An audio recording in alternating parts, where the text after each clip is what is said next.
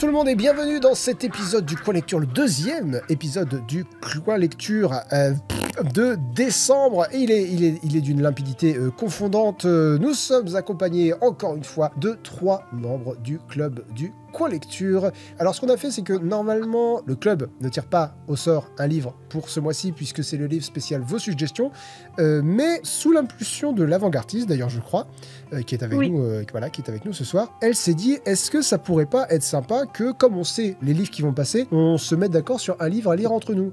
Dans le secret espoir qu'on parlerait de Cyrano de Bergerac. Donc on a voté et Cyrano de Bergerac a gagné. Donc le club a pu lire Cyrano de Bergerac et on s'est mis d'accord pour faire un épisode du club à ce sujet. C'est pour ça qu'on est là, c'est ce qu'on va faire ce soir, sous vos yeux ébahis, ça va être absolument incroyable, ou sous vos oreilles ébahies si vous nous écoutez en podcast, bien sûr. Et je suis donc avec quelqu'un que vous commencez à avoir l'habitude d'entendre dans ce podcast, puisque c'est sa 3e participation. Myst, bonsoir. Bonsoir. Est-ce que tu peux te présenter pour ceux qui ne te connaîtraient pas? Myst, je lis pas mal, je lis beaucoup de classiques, je constate, et Cyrano, c'est sûrement mon livre préféré. Voilà, ça c'est fait. Pas de suspense. Ah non, ouais, d'accord, ok. Du coup, est-ce que t'as bien aimé? En tout cas, c'est un indice. Alors, les 2 autres intervenantes sont pas des nouvelles venues, parce que vous êtes dans le club depuis quelques mois maintenant, mais c'est la première fois qu'on vous entend dans cette émission. Il y a d'abord l'avant-gardiste. Bonsoir. Bonsoir, j'ai tout orchestré depuis le début pour que ce moment arrive. Formidable. Eh bien, écoute, voilà, tu es arrivé à tes fins. Est-ce que tu peux te présenter pour le public, s'il te plaît? Oui, alors j'ai 19 ans, je suis en fac de lettres. Du coup, je lis pas mal aussi, même s'il y a un peu moins ces dernières années. Et moi, du coup, ce qui me plaît, c'est surtout le fantastique et la fantasy. Les classiques aussi, mais ça dépend lesquels. Genre Moby Dick, par exemple, c'est non. T'aimes pas la chasse à la baleine? Ah, j'ai envie qu'il gagne un jour le coin lecture spécial suggestion, juste pour que tu subisses cette torture Lynx comme j'ai dû la subir. Mais il est sur ma PL, hein. Il va finir par passer. Ah bah c'est toi qui vas y passer, bref. Et donc, à part ça, j'aime les classiques et le théâtre, surtout le théâtre en alexandrin et surtout Cyrano, qui est pas mon livre préféré, peut-être pas, mais vraiment un de mes livres préférés absolus, cœur, voilà. Bon alors oui, pas beaucoup de suspense dans cette vidéo. Va y avoir une couleur très précise. Hein. Si vous avez regardé la vidéo de la semaine dernière, vous savez déjà que Cyrano est un de mes 5 livres préférés. Donc vous n'allez pas entendre beaucoup de mal de Cyrano de Bergerac. En tout cas, la pièce de théâtre. La personne, j'avoue que je ne connais pas. J'ai beaucoup aimé le petit commentaire social discret. Je suis en fac de lettres, donc je lis beaucoup, moins depuis quelques années. C'est genre, depuis que je suis en fac de lettres, je ne lis plus. C'était rigolo. Donc merci à toi, l'avant-gardiste. Et enfin, nous avons Louisanna. Louisanna, bonsoir. Bonsoir. Est-ce que tu peux te présenter pour le public, s'il te plaît? Oui, bien sûr. Donc, Louisanna Nogo, j'ai 26 ans. Je lis depuis très longtemps, mais ces dernières années, en fait, je lisais surtout de la fanfiction. Et je défendrai toujours que la fanfiction, il y a énormément de choses incroyables et que c'est de la littérature. Mais faut pas se mentir, ça t'installe un peu dans un confort de lecture et tu te challenges plus beaucoup. Et donc, c'est pour ça que j'ai rejoint le club du Coin Lecture, parce que je voulais recommencer à lire des livres. Et je me disais que c'était une bonne façon de m'encourager. D'accord. En tout cas, c'est un objectif qui est un peu original, parce que souvent, les membres du club du Coin Lecture, alors il y a ceux qui veulent me soutenir financièrement déjà, et ça c'est très très cool, mais il y a aussi des gens qui se disent ça va me pousser à lire certains livres que j'ai envie de lire, mais j'ai du mal à m'y mettre. Ouais, c'est exactement ça. Ben voilà, c'est cool. Et ben voilà, on a fait le tour. Petit coup d'œil derrière les coulisses, je travaille énormément en ce moment et du coup je n'ai rien préparé pour ce coin lecture, je n'ai pas de notes, j'ai rien préparé, mais je m'en fais pas trop parce que donc Cyrano de Bergerac est un de mes 5 livres préférés facilement, et donc je pense que qu'on va tous avoir des choses à en dire sans avoir préparé quoi que ce soit. D'ailleurs, Louisanna va être un peu la voix de la raison dans le sens où elle a bien aimé, mais voilà, elle a bien aimé. C'est le livre préféré de mon frère, donc j'étais contente de le découvrir, mais ça n'a pas été le même sentiment. C'est rigolo ça d'ailleurs que tu vois, toi c'est le livre préféré de ton frère, là on est 3 dont ça fait partie des livres préférés. C'est incroyable qu'il soit aussi accessible et aussi fortement accessible à travers les siècles, quoi. Bah d'ailleurs, dans ma fac, j'ai un cours de théâtre optionnel et j'ai un ami dans ce cours, on devait tous choisir des extraits, enfin un extrait d'une pièce à jouer avec des partenaires. Et justement, il y a quelqu'un que j'apprécie dans ce cours qui a choisi aussi une scène de Cyrano et qui en est très très fan. Et d'ailleurs, qui aime beaucoup ce que tu fais, Lynx. Donc Dédicace à Chris s'il passe par là, à qui j'enverrai la vidéo. Bah écoute, j'espère que Camille ne coupera pas au montage, mais a priori, ça devrait le faire. Ouais, parce que, alors, la force, moi, la force vraiment de cette pièce, au-delà du style et de l'écriture qui sont absolument impeccables, parce que du coup, c'est en vers et c'est magnifique, quoi. C'est très précis et ça parle, quoi. Les métaphores sont justes. Ce que je trouve vraiment admirable, donc c'est ça.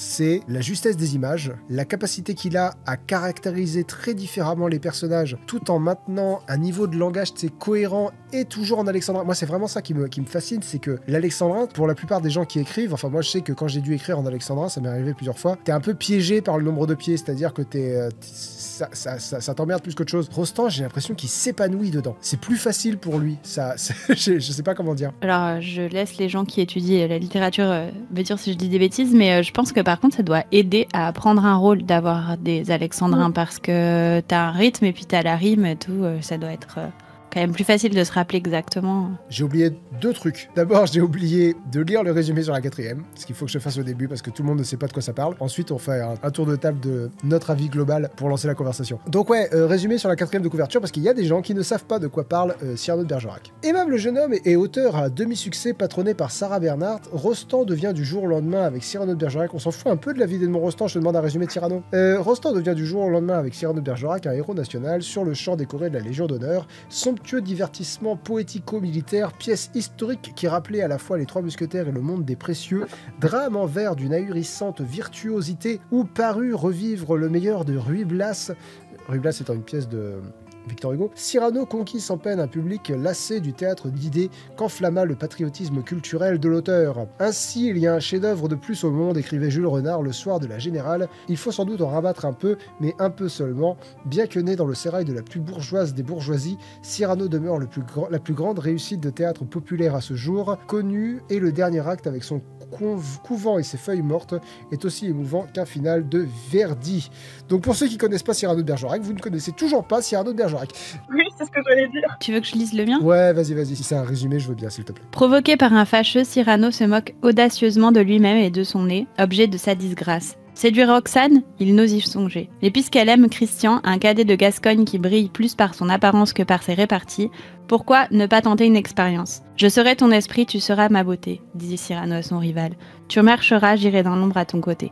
Christian ne s'y trompe pas, à travers lui, la belle Roxane en aime en fait un autre. Et Cyrano, s'il entrevoit le bonheur un instant, ne peut oublier son physique ingrat. Un jeu étrange, dangereux. C'est pas mal résumé. On va faire un petit tour de table de ce qu'on a pensé du livre. Je vais commencer. Un de mes 5 livres préférés, mais en fait, moi, Cyrano m'a accueilli ado. Je l'ai découvert vraiment en cours de français au lycée, quoi. Et j'ai été...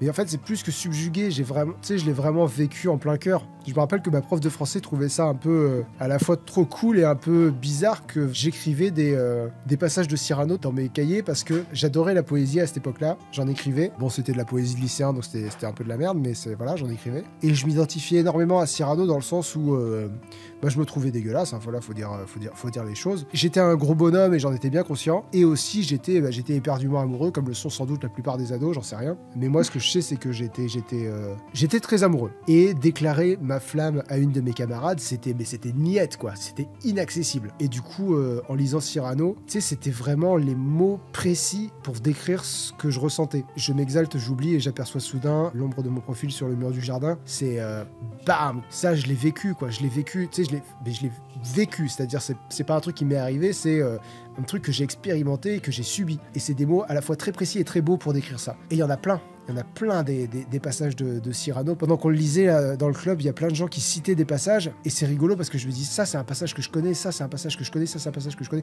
Pour déconner, je dis, franchement, on pourrait faire un top 20 qui aurait du rap, quoi. On pourrait faire un top 20 sur les meilleurs passages de Cyrano qui aurait du rap. Enfin voilà, moi c'est un livre que je trouve absolument exceptionnel. On va demander à Louisanna ce qu'elle a pensé du livre en gros, s'il te plaît. Ok, alors moi je l'ai beaucoup aimé quand même, mais il y a notamment en fait un acte que j'ai trouvé un peu long et où je commençais à regarder les pages tournées en me disant encore une, ça arrache. Et c'était l'acte du balcon. Qui est pourtant, ouais, je sais, le passage, je vois Glyph se grimacer, qui est le passage préféré de tout le monde. Et moi, ça m'a un peu ennuyée en fait. J'ai beaucoup réfléchi à pourquoi, j'en ai parlé avec l'avant-gardiste un peu.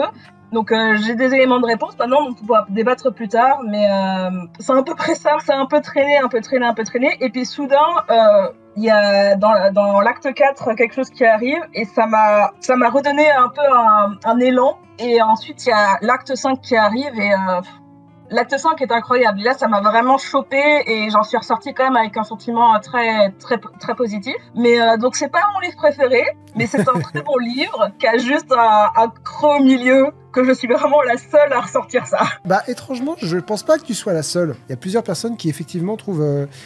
soit se sont pas laissés séduire, effectivement, par la scène du balcon, soit l'acte 4, quoi. L'acte 4, j'ai vu des avis comme quoi l'acte 4 est un peu en dessous. Mais d'autres gens trouvent qu'il y a un ventre mou dans la pièce. C'est pas un avis rare, c'est un avis qui existe. D'accord. Ok, c'est un avis rare dans le point lecture en tout cas, enfin dans le club du point lecture. Ouais, oui, ça oui par contre. L'avant-gardiste. Alors moi mon histoire avec Cyrano, c'est que ma mère m'a montré le film avec Gérard Depardieu quand j'étais toute petite, je devais avoir 7 ans, et j'avais adoré à l'époque. Je me souviens que ce qui m'avait le plus marqué, c'était quand... Je sais pas si on peut spoiler ou pas. Franchement, pour les classiques, j'ai envie de dire oui. Hein. S'il y a besoin que je parle en code pour que ceux qui ont lu comprennent et que les autres comprennent pas, je peux faire ça.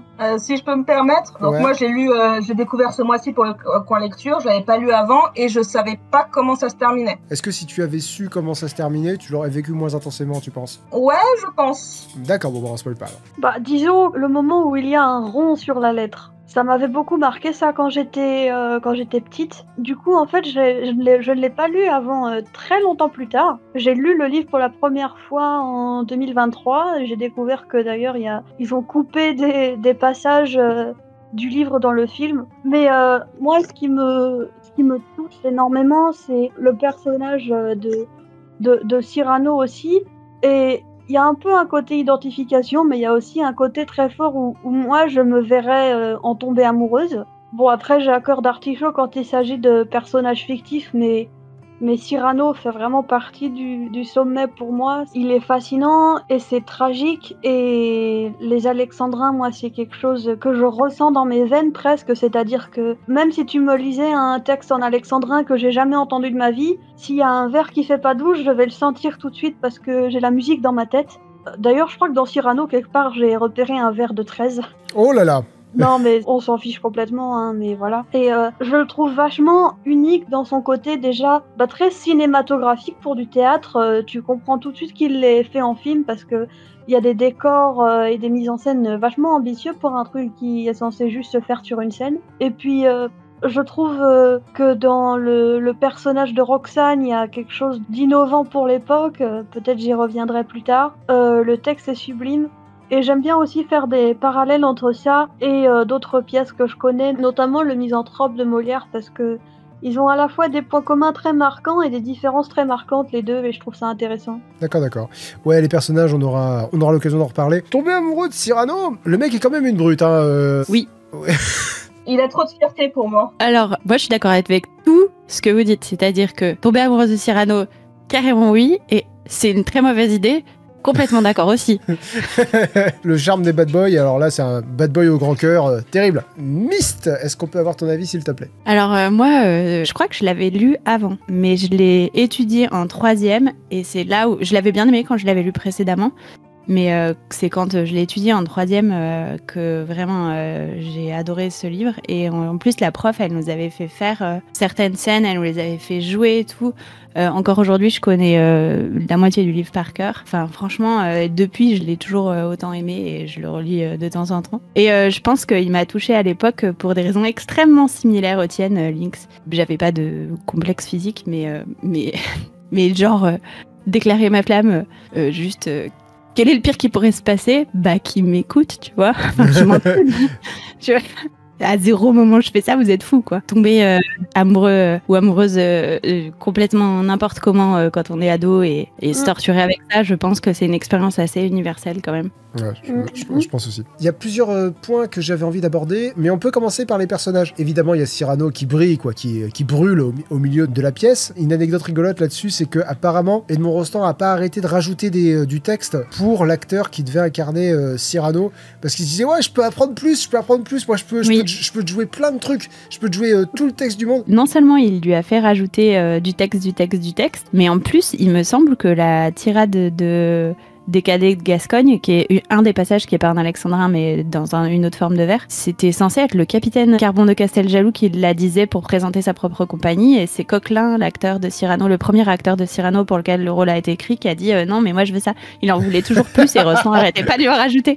Et c'est aussi pour cette raison que c'est très très rare que le texte soit joué en entier tel qu'il est écrit en pièces, en film et tout. C'est pour ça qu'il est réécrit et réarrangé souvent, quoi. D'accord.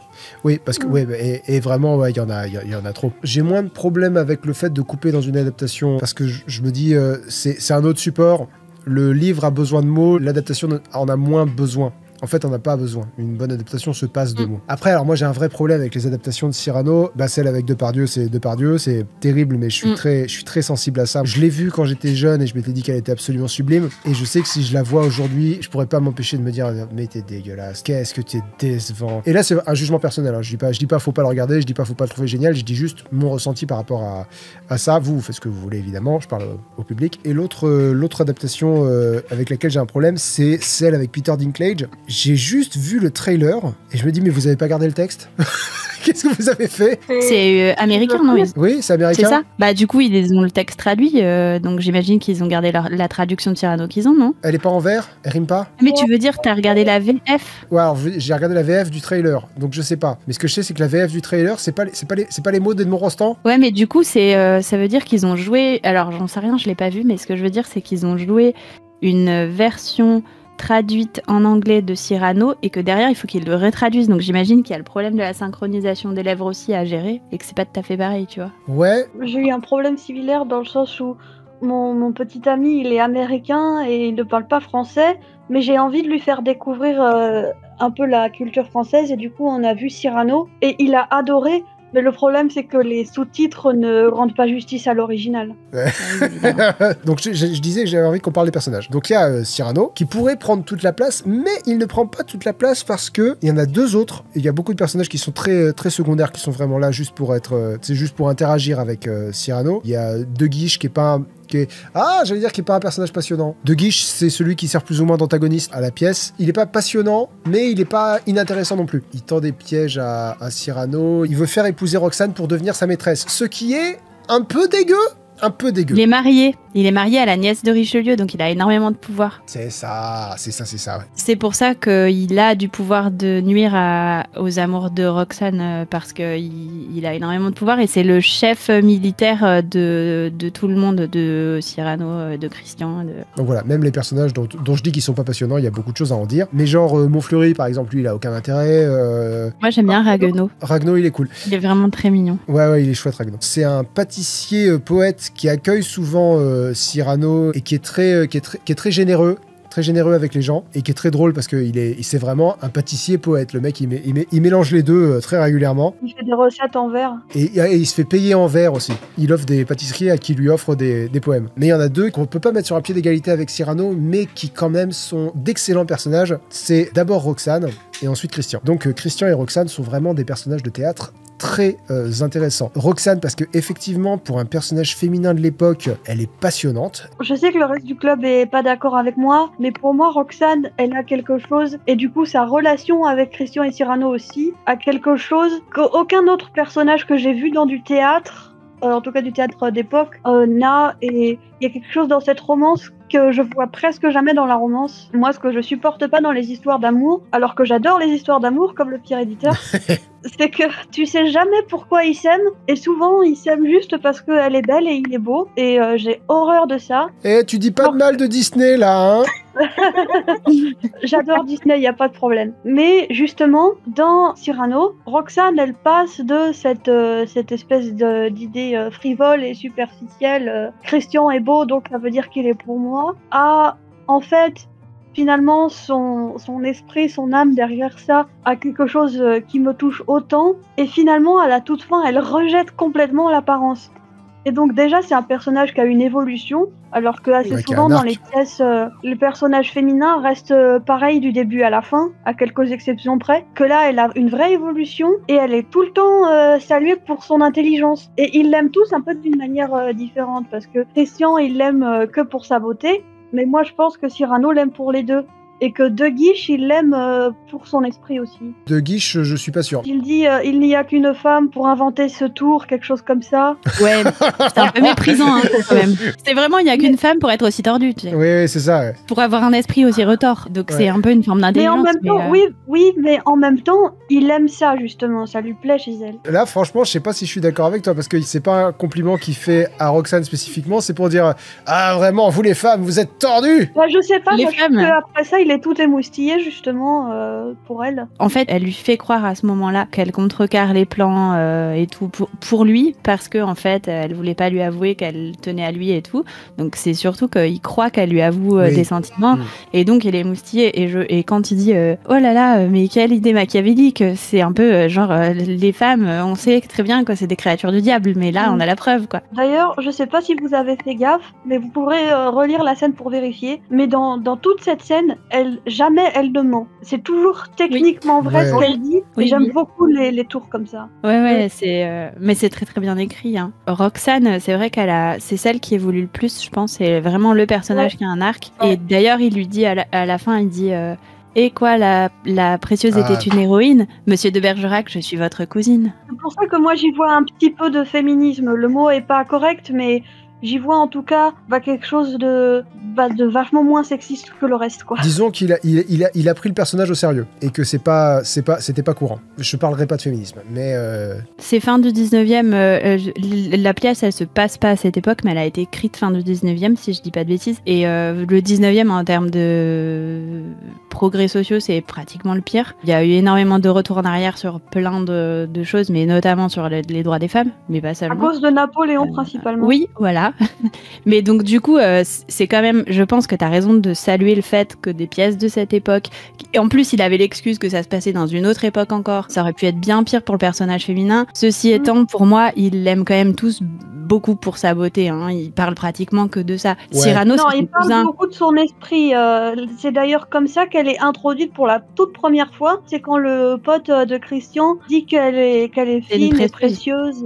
Lors de ma relecture, j'ai marqué que la première description de Roxane, c'est qu'elle est belle. Parce que Christian dit de crainte qu'elle a de l'esprit, mais c'est pas confirmé. Et vraiment, la première phrase qu'il dit, c'est qu'elle est belle. Mais je suis d'accord qu'on va très vite introduire qu'elle a de l'esprit, qu'elle est plus que ça. Que vraiment, genre 2 lignes après. Mais la première chose qu'on dit sur elle, c'est qu'elle est belle. Alors aussi, elle a de l'esprit, mais c'est une précieuse. Et à l'époque, les précieuses, c'est des femmes qui sont instruites, qui sont forcément un minimum intelligentes, voilà, qui tiennent salon littéraire et tout. Mais je pense que la pièce, elle se moque aussi un peu de la préciosité. Donc le fait que ce soit une précieuse, ça veut pas nécessairement dire que c'est une femme particulièrement intelligente. C'est une femme éduquée, qui sait faire de l'esprit, qui aime ça et tout. Donc elle est forcément un peu intelligente, mais je pense pas que ce soit forcément hyper valorisant quand il le présente comme une précieuse, parce qu'il y a un petit côté un peu vain, un peu moqueur dans le fait que les précieuses, elles font des grands discours et tout. J'ai l'impression. Hein. Ouais, non mais de toute façon, parler de féminisme à cette époque-là, c'est pratiquement anachronique. On peut dire que le personnage a été traité avec sérieux, mais ça reste 2 gars qui se battent pour une femme, et cette femme, au bout du compte, elle se fait manipuler de A à Z, et elle est contente. C'est bon, j'ai retrouvé la référence. Christian dit, c'est la première fois qu'il parle d'elle, j'ai peur qu'elle ne soit coquette et raffinée, je n'ose lui parler car je n'ai pas d'esprit. Donc effectivement, on ne nous dit pas qu'elle est belle en premier, mais il a juste peur qu'elle le soit, on ne nous dit pas qu'elle l'est. Et ensuite, plus tard, Linière va lui dire, la première chose qu'il lui dit sur elle quand il la voit, Christian lui dit, voici c'est elle, et Linière dit, belle, et ensuite il continue pleine d'esprit. Et vraiment le premier adjectif qu'il dit, c'est belle. Alors, je sais pas si c'est la première fois qu'on en parle, là j'étais en train de chercher. Ouais, c'est ça. Rumeur d'admiration dans la salle, Roxane vient de paraître dans sa loge. Elle s'assied sur le devant, sa duègne prend place au fond. Christian, occupé à payer la distributrice, ne regarde pas. Donc, littéralement, le premier truc qu'on dit sur elle, c'est 2e marquis avec des petits cris. Ah, messieurs, mais elle est épouvantablement ravissante. Une pêche qui sourirait avec une fraise. Et si fraîche qu'on pourrait, l'approchant, prendre un rhume de cœur. Donc, ouais, on est sur. D'abord, elle est belle. Mais elle a aussi de l'esprit. Et de toute façon, au-delà de la caractérisation, la façon façon dont elle est écrite, elle a effectivement un arc. Elle passe de « je suis amoureuse de Christian parce qu'il est beau » et vraiment en mode mais oui, il est intelligent, il est forcément intelligent » et Cyrano qui lui dit « c'est comment ?» Les mots sont fins quand la moustache est fine, mais si c'était un sot, eh ben j'en mourrais là. Voilà, c'est ça. Les mots sont fins quand la moustache est fine, c'est ça. Mais c'est ironique. Oui, non, mais bien sûr. C'est ça aussi qui est très très bien avec Cyrano, c'est qu'il est très drôle. Quand elle lui parle d'une lettre dont elle croit que c'est Christian qui l'a écrite, mais c'est Cyrano. Et du coup, elle essaye de le convaincre, lui, que Christian écrit super bien. Et Cyrano feint de faire style, oh, c'est pas si bien que ça. Et du coup, elle a dit, c'est un maître. Un maître. Oh, un maître. Un maître. Allez, un maître. Je le vois bien faire une petite révérence, genre non, un maître, quand même pas. Il y a Oh, des merde. blagues dans la pièce que je trouve vraiment très drôles et que je trouve un peu presque comme les blagues qu'on fait aujourd'hui, genre quand il y a quelqu'un qui lui dit tu et il dit si tu, qu'est-ce donc qu'ensemble nous gardâmes. Oui, c'est quand il est de mauvaise humeur, il est chonchon parce qu'il a appris qu'elle l'aimait pas lui. Il y a deux passages, moi, qui m'ont fait rire. Il y a d'abord le gars qui croit qu'on peut parler du nez de Cyrano maintenant parce que Christian l'a fait, il s'en est pas pris une. Du coup, il dit dis donc, ça sent bon, non? Mais t'as dû le sentir. Il s'en prend une dans la gueule. Et qu'est-ce que ça sent? Et Cyrano lui répond la giroflée. Et Ouais, il faut et une- rap. Et le deuxième, c'est en plein milieu de la scène du balcon où t'as Cyrano qui est en train de déclarer son amour à Roxane et c'est hyper émouvant, hyper touchant parce que il est en train de vivre un truc qu'il pensait ne jamais vivre, c'est être honnête avec Roxane. Et au milieu, je vais pas me rappeler le texte exact, mais c'est quand Christian dit un baiser. C'est vraiment, tu sais, t'avais oublié qu'il était là parce que c'est 100% Cyrano qui est en train de déclarer sa flamme à Roxane, qui s'en rend pas compte parce que c'est sous le balcon et dans l'ombre. Donc Roxane pense que c'est Christian qui lui parle parce qu'il murmure, alors que c'est Cyrano qui parle. Il dit je ne demande plus qu'une chose à présent. Et là, Christian avance d'un pas et dit un baiser. Et Roxane, elle fait hein? Et t'as Cyrano qui fait mais tu vas fermer ta gueule. Et après, elle dit qu'est-ce que tu dis? Il dit non, mais d'être allé trop loin tout seul, je me gronde. Tais-toi, Christian, je me parle à moi-même. Mais tiens, bah parlons de Christian. Juste. Oui. En fait, moi, Roxane, je l'aime pas autant, donc peut-être que ça peut être intéressant que j'en parle. Ah mais vas-y, au contraire, vas-y. Roxane, j'en ai parlé un peu sur le Discord, m'a pas beaucoup intéressée au départ. Et je sais pas pourquoi j'avais un peu cette image qu'on avait parlé d'elle que étant belle et que elle avait un peu gardé cette caractéristique au fil du livre, même quand elle a son évolution. Et l'avant-gardiste m'a très justement rappelé que non, à nos spectateurs, elle nous est quand même présentée très vite comme ayant aussi de l'esprit. Et je me suis demandé pourquoi je m'étais pas gardé cette caractéristique en tête, pourquoi je voyais que la beauté. Et je pense que j'ai trouvé, après avoir beaucoup réfléchi, c'est parce qu'au fil de l'histoire, en fait, elle ne va parler que d'amour. Et c'est peut-être moi qui lui applique une vision trop moderne, mais j'avais un peu envie de lui dire faudrait quand même que vous parliez d'autre chose avec Christian. Enfin, je veux dire, je sais que c'est très beau qu'il te parle bien d'amour, qu'il a beaucoup d'esprit, et je comprends que tu aimes ça, mais c'est ça qui va aussi m'embêter dans la scène du balcon. C'est que de l'amour, de l'amour, de l'amour, de l'amour, de l'amour. C'est très beau, mais ça me pèse un peu, et ça m'a beaucoup pesé sur le personnage de Roxane.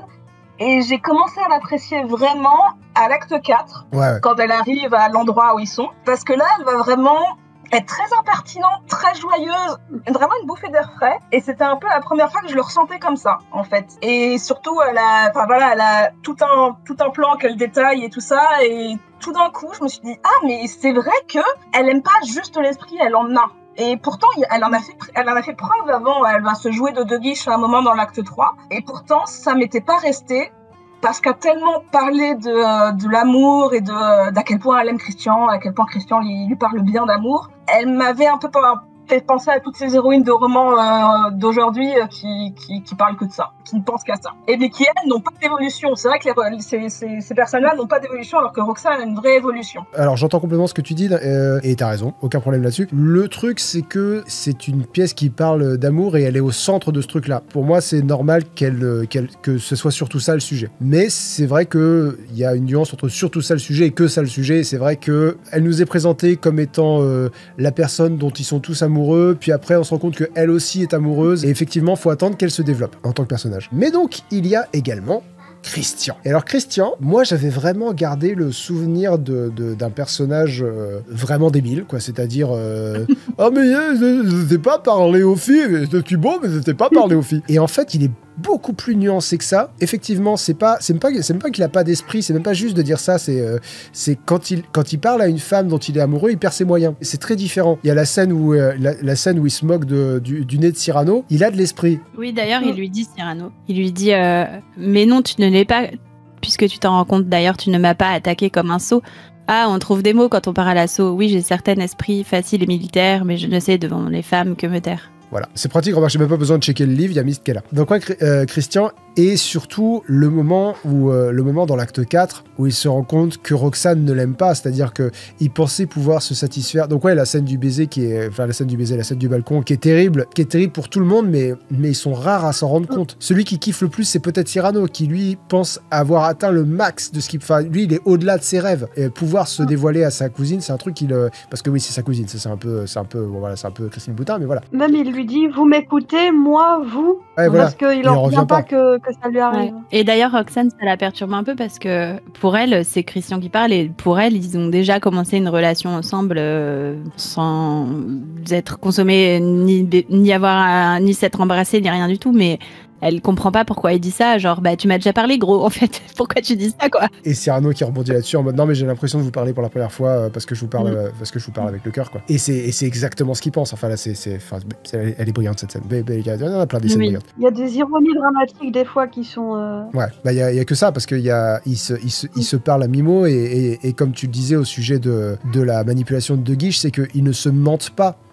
Ils disent des trucs et tout repose sur l'ironie dramatique, c'est-à-dire tu comprends quelque chose alors que je suis en train de te dire autre chose. Et en fait, Roxane, la façon dont c'est écrit, j'allais dire, c'est pas trop une mauvaise expérience pour elle, c'est terrible parce que elle est en train de se faire manipuler par deux gars et ça c'est là que c'est en ça que j'ai vraiment un problème à parler de féminisme, c'est que non, c'est vraiment pas bien. Surtout qu'à la fin, Roxane est en mode oh mais c'était trop charmant en fait. Et non, la bonne réaction c'est mais vous êtes dégueulasse, vous m'avez menti. C'est surtout que sur le long terme, s'ils se mariaient et vivaient ensemble, ça marcherait jamais. Le poteau rose serait révélé très vite. Au bout du compte, celui qui s'en sort vraiment le plus mal, et c'est vraiment terrible pour lui, c'est Christian qui, dans l'acte 4, comprend que si Roxane ne l'aime que pour son aspect, elle ne l'aime pas, point quoi. Elle aime Cyrano, et que lui a toujours été perdant dans ce deal-là. Il n'est pas aimé, il n'a jamais été aimé. C'est terrible, c'est terrible l'histoire de Christian. Et le pire, c'est qu'il s'en rend compte, c'est parce qu'il n'est pas si bête que ça. Oui, il est pas bête, il est juste pas capable de parler d'amour selon les critères de l'époque. Et le pire, c'est que quand il se rend compte que non seulement elle l'aime pas, mais que en plus Cyrano, pour avoir écrit 2 lettres par jour pendant un siège, c'est qu'il était amoureux d'elle. Il est un peu con sur le sens qu'il met quand même vachement de temps à comprendre que Cyrano il est amoureux d'elle, mais quand il le comprend et qu'il se rend compte en même temps que Roxane ne l'aime pas, il pourrait continuer à profiter et il se retire tout de suite en disant en fait tu l'aimes, elle t'aime, elle m'a dit quelque chose qui fait penser, écoute, tu lui dis la vérité et on verra bien. J'espère qu'elle m'aimera toujours moi, mais si c'est vous, il y a aucune raison que je sois à travers de ton bonheur juste parce que je suis beau quoi. Donc c'est vraiment un bon gars, c'est juste que il sait pas écrire des lettres, c'est tout, c'est pas grave. Enfin... ça arrive frère, Non mais c'est hyper triste, c'est pas un con quoi, c'est juste un mec qui sait pas dire des vers quoi. Louisanna, est-ce que t'as un avis particulier toi sur Christian, parce que du coup sur Roxane on a passé un peu vite sur... Non, c'est un peu... Moi honnêtement, Christian je l'ai beaucoup aimé quand il est arrivé, notamment pour la scène dont tu parlais où il se moquait du nez, où je l'ai trouvé super drôle. Enfin vraiment cette scène m'a fait mourir de rire. Et ensuite, il s'effaçait un peu, donc il devenait un peu moins important dans mon esprit, mais c'est la nature de la pièce en fait. Et que à la fin, j'étais pas triste de ce qui lui arrivait, ça m'a pas touché plus que ça. Mais ouais, cette ironie dramatique qui a régi sa vie, hein, son couple avec Roxane, ouais, ça m'a quand même beaucoup touché. Mais le personnage en lui-même était peut-être un peu fade à certains moments. En fait, c'est le personnage. Le personnage doit être fade d'une certaine manière. Bah, là qu'on en parle, je me dis peut-être que là, il y a eu un peu trop le projecteur sur Cyrano quand il aurait fallu le décaler un peu vers Christian. C'est ça. Il y a un côté un peu comme dans Le Fantôme de l'Opéra avec le fantôme et Raoul de Chagny. Rappelle-moi. Bah, c'est le fantôme, il est amoureux de... J'ai vu la comédie musicale, j'ai pas lu le livre encore, mais le fantôme, il est fou amoureux de Christine Daae, mais il a aucune chance avec elle parce qu'il est difforme comme Cyrano. Ouais. Et Raoul de Chagny, c'est un peu comme Christian, c'est le jeune premier, très rêveur, très romantique, mais qui a pas le charisme du fantôme de l'opéra. Et cependant, c'est lui que Christine aime. Ouais, c'est vrai qu'il y a ce côté-là. Il y a ce côté-là. Mais le fantôme de l'opéra est vraiment raconté du point de vue de Raoul, où Raoul est le héros. Ah, ce serait intéressant d'avoir l'histoire de Cyrano, mais racontée du point de vue de Christian. Je pense que ça pourrait donner quelque chose de très intéressant. Et ce serait tout aussi tragique. Ce serait pire parce que Cyrano, finalement, il a toujours exactement tout ce qu'il veut. Il voulait la guerre, il l'a eu. Il voulait se déclarer à sa cousine, il l'a fait. Et il a passé 15 ans à la voir toutes les semaines. Je pense qu'il s'en est toujours tiré à relativement bon compte. Je crois que c'est avec Morgane Morgane, donc, était une plectrione que vous avez déjà vue dans cette émission, qu'on disait, franchement, il est peut-être mieux dans cette relation fantasmée s'il avait vécu une vraie histoire avec Roxane. Moi, je disais ça, en tout cas. Ah, c'est toi ? Peut-être que c'était moi. Mais moi, je l'ai dit, mais peut-être qu'on n'est pas deux. D'accord. Ouais, bah peut-être aussi alors. Et ouais, donc alors c'était peut-être toi, c'était peut-être Morgane, mais on disait la relation que Cyrano aurait eue avec Roxane n'aurait jamais été au niveau du fantasme qu'il en avait. Donc il s'en est toujours sorti à très bon compte finalement, Cyrano. Mais moi, je pense vraiment que Cyrano, il a jamais voulu être vraiment en couple avec elle parce que ce qui plaît à Cyrano, enfin la caractérisation première de Cyrano, c'est toujours d'être dans l'absolu. Donc il veut une mort héroïque, il veut surtout pas avoir un mécène parce qu'il veut écrire exactement ce qu'il veut quand il veut et il veut pouvoir se déclarer à celle qu'il aime et il veut absolument pas devoir faire des compromis, vivre avec. Et je pense que vraiment pour lui c'est inenvisageable de baisser son idéal d'un tout petit peu. Donc en fait être proche d'elle, la voir toutes les semaines, lui parler tout le temps, être son confident et pouvoir lui déclarer sa flamme à travers un homme beau, c'est presque ce qu'il aurait signé s'il avait pu. Les 2 seules fois où il a peur dans la pièce, c'est les 2 seules fois où il pense pouvoir avoir une chance d'avoir quelque chose avec elle de concret. Ouais. Et il est terrifié. Je suis pas sûre que ce soit si conscient. Ça m'intéresserait aussi de voir une histoire où il finit avec Roxane à la fin. Non, quel enfer. En fait, est-ce qu'il va y mettre fin très vite ou est-ce qu'il s'en rend pas compte? Parce que je suis d'accord avec vous, je pense qu'effectivement, il pourrait jamais marcher parce que ça ne correspondrait jamais à son fantasme.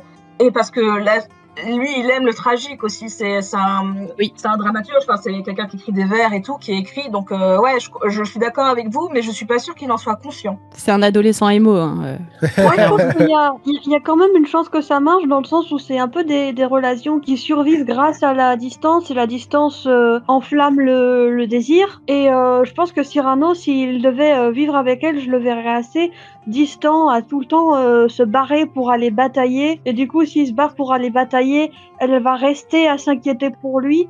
Et du coup, il y a un côté quand même romantique et tragique là-dedans dans lequel ils pourraient s'épanouir à leur manière, je pense. Ouais, moi je vois bien, ouais, c'est mignon, les vers, c'est mignon, le i sur le point du verbe aimer, tout ça, oui, tu parles très bien, mais au bout d'un moment, si tu pouvais ramasser tes chaussettes, ça serait sympa aussi, quoi. Alors, moi je vois bien que ça dégénère comme ça, quoi. Extrêmement anachronique, ça. Oui, je sais. Je veux pas qu'on lise cette histoire, par contre. Je refuse que cette histoire existe. Non, ça ce serait extrêmement déprimant. Très rapidement, j'avais envie de savoir, est-ce que vous avez une scène préférée? Si vous deviez en isoler une ou un passage préféré? On peut en choisir 3-4. Disons 2, pas plus. Alors, moi, ça va sembler étrange, mais en fait, les passages que j'ai préférés dans le livre, c'est les passages où il y a beaucoup de dialogues, où ça s'échange très vite. Le rythme me plaisait et tout ça, et dès que venait une tirade, qui sont toujours bien écrites, ça pesait sur ma lecture un peu. Je me disais, c'est long. Il y a un peu une fatigue mentale peut-être parce que je lis pas du tout ce genre de texte normalement, donc je suis pas habituée. Il y a peut-être ça aussi qui a fait que j'ai moins aimé les tirades que les passages de dialogue. Mais justement, je pense que ma scène préférée, c'est le dialogue juste avant la tirade du nez avec le personnage qui s'appelle le fâcheux. Ah oui.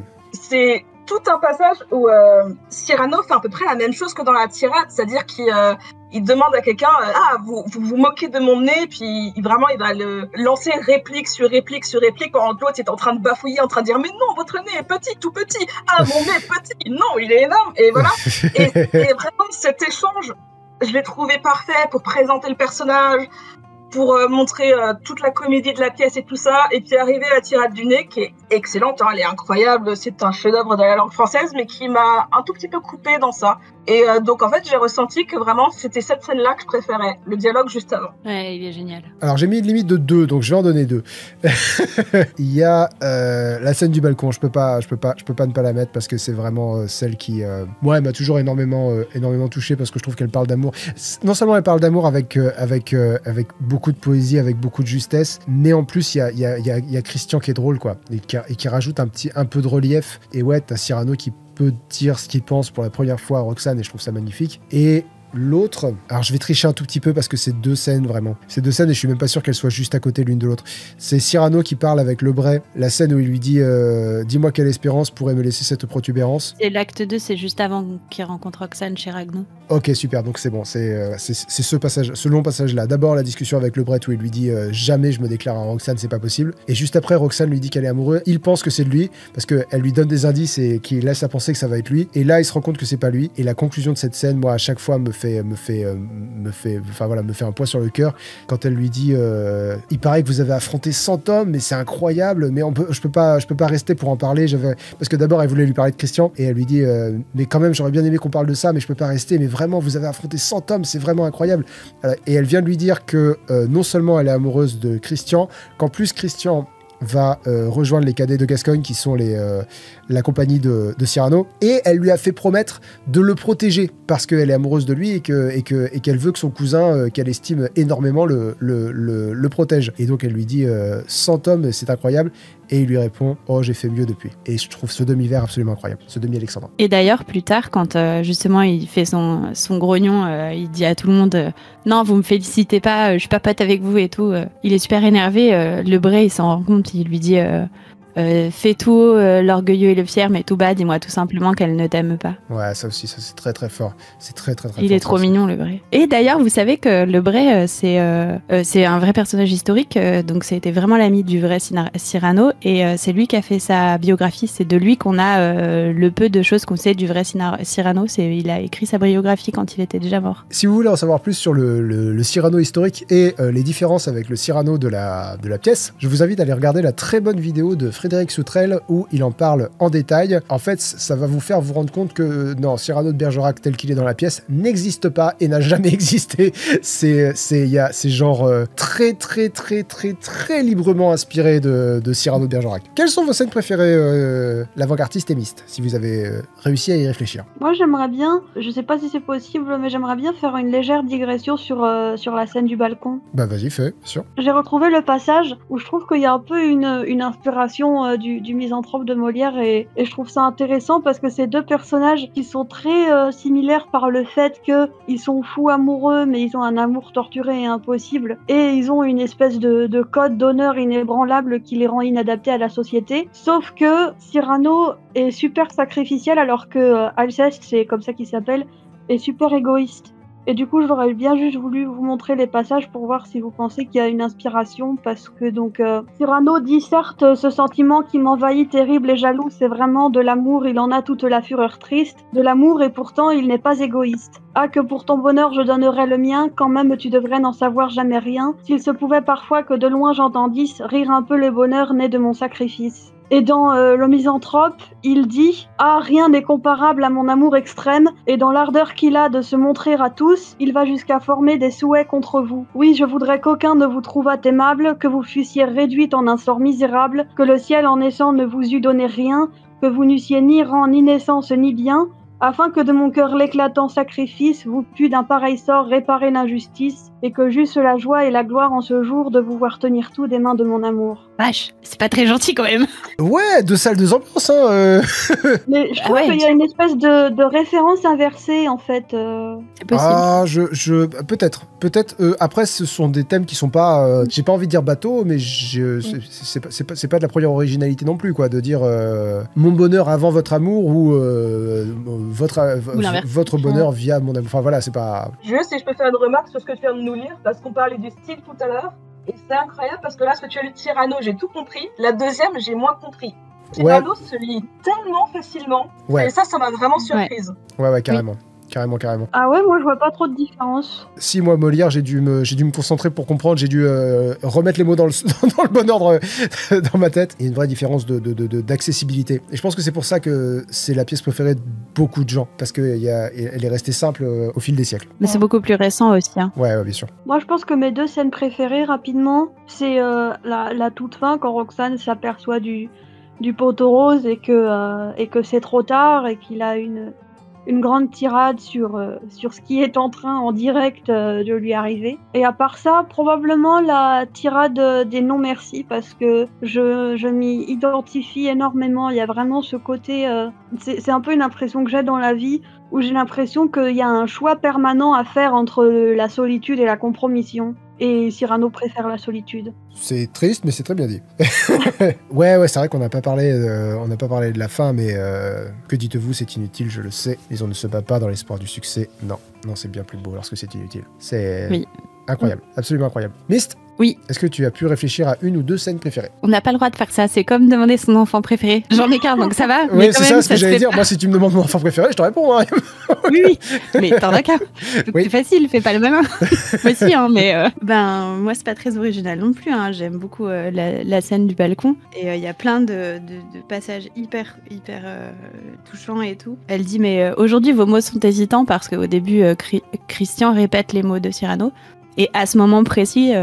elle dit vos mots sont hésitants, pourquoi? À ce moment précis, ils échangent de place et il dit c'est qu'il fait nuit dans cette ombre, à Saton, il cherche votre oreille.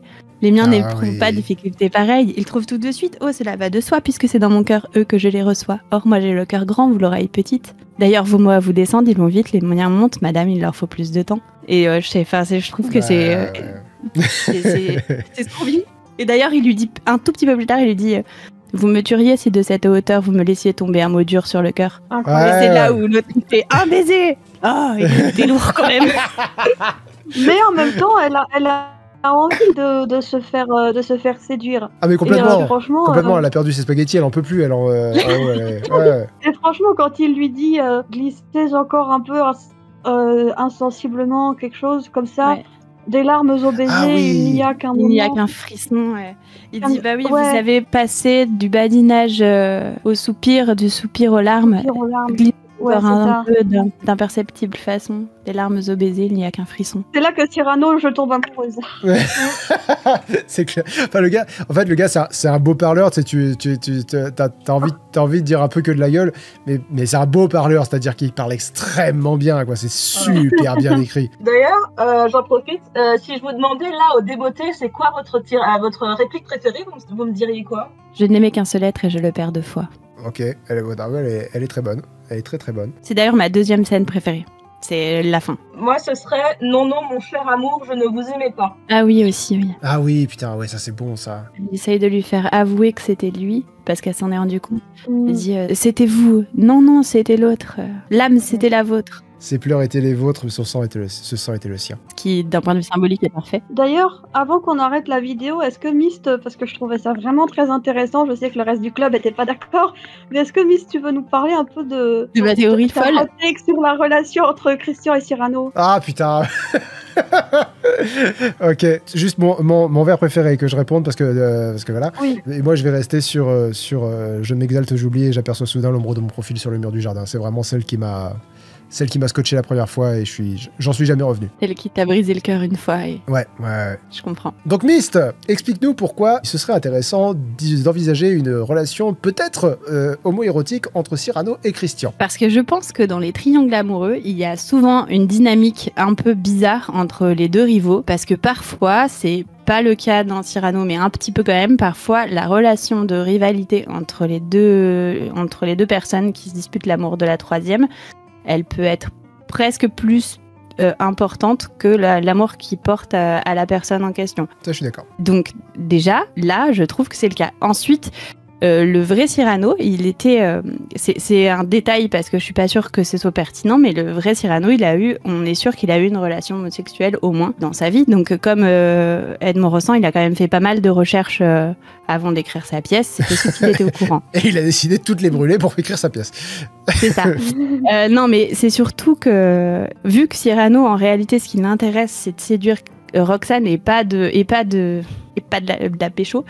Désolée. C'est surtout qu'en fait, on peut aussi imaginer qu'il fait ça pour Christian et et d'ailleurs, il est assez tendre avec Christian. Il est assez. C'est ça aussi qui est joli dans leur relation, c'est que ils sont rivaux, mais il y a que Cyrano qui le sait qu'ils sont rivaux déjà. Et en plus, les deux, ils se respectent et ils s'apprécient quand même. Ce que j'adore, c'est que c'est c'est de la tendresse vachement bourrue, et moi c'est quelque chose qui me charme. Quand il dit c'est vrai qu'il est beau le gredin, ou encore moi ma réplique préférée entre les deux, c'est quand Cyrano s'apprête à déclamer sous le balcon et il lui dit vous ne méritez pas, mets-toi là misérable. Et ça, je trouve qu'il y a quelque chose à ce moment-là, vraiment. Mais ouais, je pense qu'il y a. Je pense pas que. Déjà, je pense vraiment pas que ce soit volontaire, vu l'époque où ça a été écrit. C'est probablement un sous-texte qui est pas réel. Et voilà, donc je dis à personne qu'il faut croire ça. Hein. Mais par contre, je trouve qu'il y a quelque chose, il y a une tension entre eux qui est quand même un peu particulière, quoi. Et Cyrano, il projette tellement de trucs. Il y a un petit peu le côté, je sais pas si je veux être lui ou si il me plaît, quoi. Et c'est là que, en fait, moi, j'ai un double problème avec ça. D'abord, je pense qu'effectivement, il voit Christian comme l'homme qu'il aimerait être. Pas comme l'homme qu'il aimerait, avec lequel il aimerait être. Ouais, voilà, il a beaucoup de tendresse envers Christian, mais parce que il voit en lui une meilleure version de lui-même. Parce que lui, il estime que ce qui lui manque, c'est vraiment, enfin voilà, que ce qu'il a lui, c'est pas si ouf. Alors que ce qu'a Christian, c'est ce qui lui manque, et du coup, ça, c'est génial. Et l'autre truc qui m'emmerde un peu, c'est que en homo-érotisant, mais peut-être que je traîne trop sur Letterboxd et c'est peut-être pour ça que ça me gonfle un peu, c'est que sur Letterboxd, toutes les critiques de films les mieux notés, ça va être lol, je suis tellement gay, et du coup t'as l'impression que on permet pas aux hommes d'avoir des amitiés franches, alors que la solitude chez les mecs, c'est quand même quelque chose qui est très documenté, qui est très j'allais dire dévastateur, c'est peut-être un grand mot, mais qui fait des dégâts, quoi. C'est-à-dire que en cherchant à érotiser ou à amouriser, j'en sais rien, les relations entre hommes, ça contribue à la pudeur sur la vraie amitié entre hommes, quoi. Mais là, tu sais, l'amitié, genre pouvoir dire je t'aime à un gars sans devoir préciser derrière. Par contre, je te préviens, ce n'est pas sexuel. No homo. Ouais, non mais voilà. Je suis entièrement d'accord. Comme moi je lis beaucoup de fanfiction, forcément je baigne totalement dans ce milieu d'érotiser les garçons, et j'ai beaucoup de chips qui sont homosexuels, donc c'est vrai que je comprends. Mais c'est vrai que Cyrano, j'ai pas du tout ressenti de tension entre les deux. Je pense que Myst a dit des choses intéressantes, mais c'est clair que c'est pas forcément ressenti dans le texte ou dans la façon dont c'est joué. Mais en refermant le livre, quelques heures après, je me suis dit, j'aimerais bien lire une réécriture où effectivement Cyrano et Christian ont quelque chose ensemble, quelque chose de plus fort, mais juste une fanfiction en fait. J'aimerais lire une fanfiction avec ça. Et je pense pas que l'œuvre effectivement je l'écris quand tu veux. Alors si je peux juste répondre très clairement, je suis sûre que c'est pas exprès. Hein. Je suis sûre que c'est pas voulu et que c'est pas un vrai sous-texte. Je trouve ça amusant et intéressant de regarder cet aspect-là.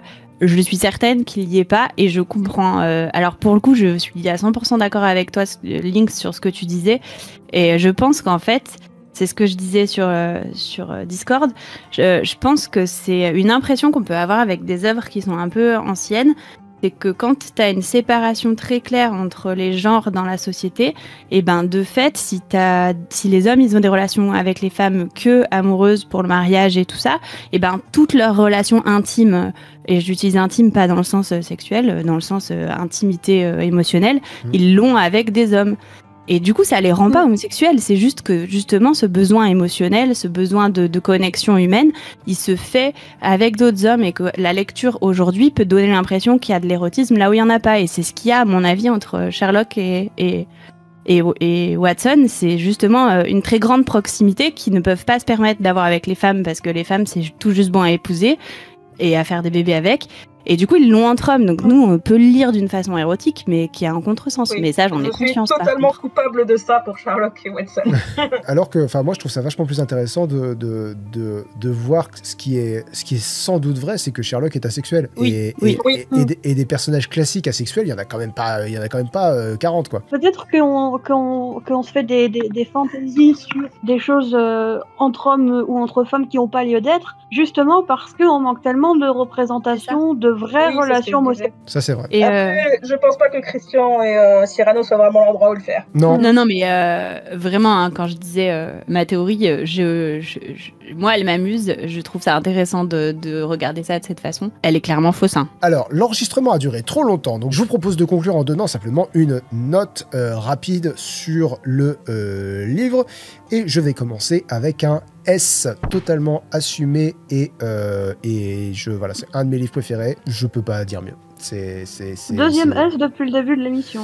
Ouais, et encore, j'ai relu Le Petit Prince, enfin, on a lu Le Petit Prince à la petite depuis la dernière fois, et je suis plus sensible aux défauts maintenant. Je pense que ça va redescendre à plus. Alors que ouais, non, Cyrano, c'est un S totalement assumé. C'est pas que j'ai aimé, c'est qu'il est important pour moi. C'est un autre niveau, quoi. Moi, j'étais partie sur un B+, mais c'est vrai que j'avais oublié que la note S existait. Moi, dans ma tête, la note la plus haute, c'était A+, et je m'étais dit...